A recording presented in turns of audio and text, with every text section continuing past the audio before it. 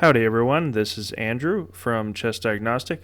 All right, so I'm working on part four of my chess strategy course, but today I've just been playing some chess, doing a little bit of editing. But right now I'm going to record a video of two tactical problems live, and the reason I'm doing that is just because I'm trying to get back into the swing of chess and get back on my journey, basically. So the reason I like to do it live and record myself is, well, first off, so I can explain and hopefully you'll learn something along the way, but also because it helps me clarify the exact process I use to solve the tactic. And a lot of times when I pull a puzzle up, I know that when I've learned how to do tactics, it's kind of been chaotic where I know there's a process I should use, but I end up not using it. I end up just kind of guessing the answer and eventually figuring it out randomly. But it's very important to practice a process and to have that be the way that you do it, because especially if you want to improve and play in-person chess over the board chess, then you need to be able to use a very specific process very quickly. All right, so I'm just gonna do two tactics puzzles. This first one, I've never seen this before. So it's white to move, and it looks like. All right, so first I'm going to deconstruct it. We see that the queen's here, and it looks like we can notice that the rook and the bishop here are kind of trapped. They're not, especially this rook's not doing anything. So I'm going to be looking for moves. It looks like I can bring my rook here. So the first thing you want to do when you deconstruct a position is you want to look for all the forcing moves. And the forcing moves are checks, captures, and threats.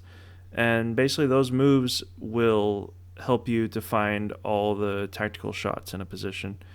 So in this specific position, I can see, I'm looking at this move here, but I can see we can bring the rook, but then black will just simply bring his rook down here, so he'll interpose.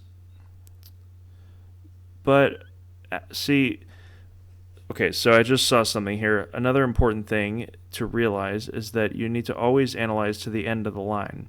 So if I bring the rook here and he brings his rook back, then if I take, where does that lead? Basically, I'll be able to bring my rook here, and it looks like I can bring my other rook here, and then threaten the same threat, which is basically forcing the queen to be pinned against the king. All right, so let's play the line here. Another important thing is that when you're going to move a tactic, you want to do a blunder check. You want to make sure that your move isn't a blunder. So if I look at this move, I'll visualize it here, the rook here, and then I'll see what black can do, basically, what forcing responses that he can do against my king or against my pieces. And I don't really see anything, so I would just play it. And it looks like that's the right move. So, that is not the right move. Okay, so rook takes rook is not the right move. So what do we want to do? It looks like the best option would probably just be to bring the rook in again. And now I'm really threatening that. Yeah, all right. So he's going to try to get his king out. And now his queen is pinned. All right, that's the end of it. So if we go back and look, you don't just want to analyze. Well, that's the whole game, sorry. All right, so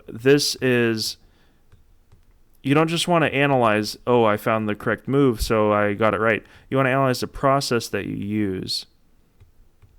So in this case, it looks like this was the starting position here. The king moved. All right, so we noticed all the forcing moves, there wasn't too many options in this position. Maybe the bishop could have went to g5 to threaten here, but that doesn't really do anything because he would just bring his pawn up. All right, and so the other option is to bring the rook here, but that doesn't really do anything. We could start pushing this pawn here, bringing the pawn up.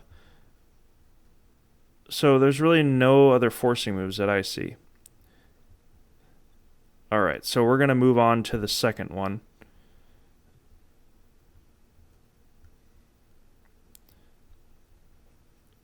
All right, here we go.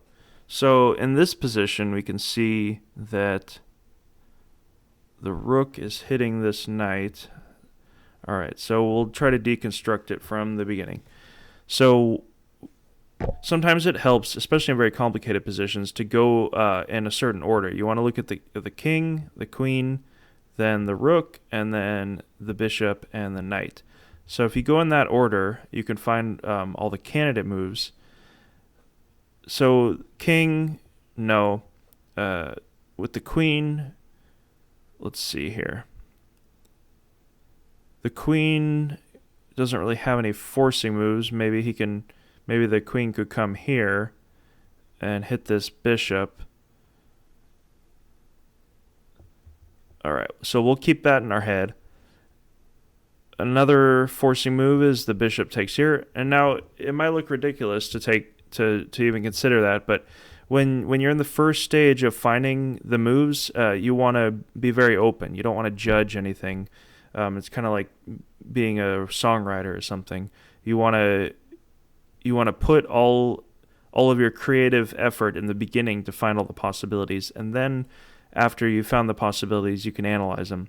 Another thing I see is bringing this knight here and then bringing the knight here to threaten a fork, but I don't know if that's too slow. All right, so we've found some possibilities, and after we've done that, we want to analyze them. So let's see. Another option is the pawn. We could just simply push it. All right.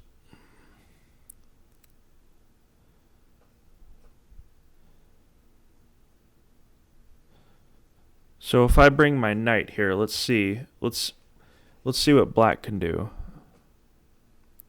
I don't really see any moves other than maybe he'll move his queen here to prevent the pin on the bishop.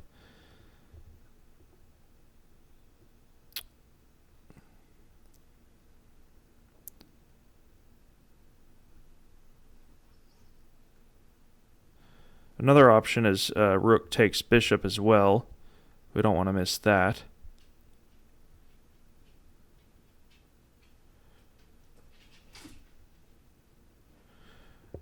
Well, another thing I see here is this bishop comes forward, and now if the rook comes in, then I can bring my knight here. All right, so we'll try that. Let's bring the bishop here, and that is the best move. All right, so let's see here. Basically, I'll just take the rook. All right, well, that's the end of that. So I found the correct move in that position. Now, why did I suddenly just feel like playing that move? Because when I was looking at, let's see here. So, all right, so if we go back to the beginning here. So I was looking at the knight comes here, but I basically prevented that with the queen moving here. Rook takes. That doesn't really lead to anything, and actually it helps black to increase his activity, and then he would be threatening mate over here, so I'd have to deal with that. The queen could come here, but then the bishop could simply just move here, so that doesn't really threaten anything. Unfortunately, when you're solving a tactical puzzle, you know that it has a solution, or you know that there's a winning continuation. So it does prompt you to look for the winning continuation. But when you're in a real game, you don't know. So that's why the process is so important. And it's not just a tactical process. It's also the process that integrates your strategy and your tactics.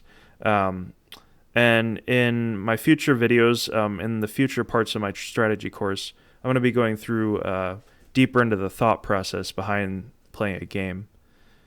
All right, so I hope that was entertaining. I'll see you around. Bye.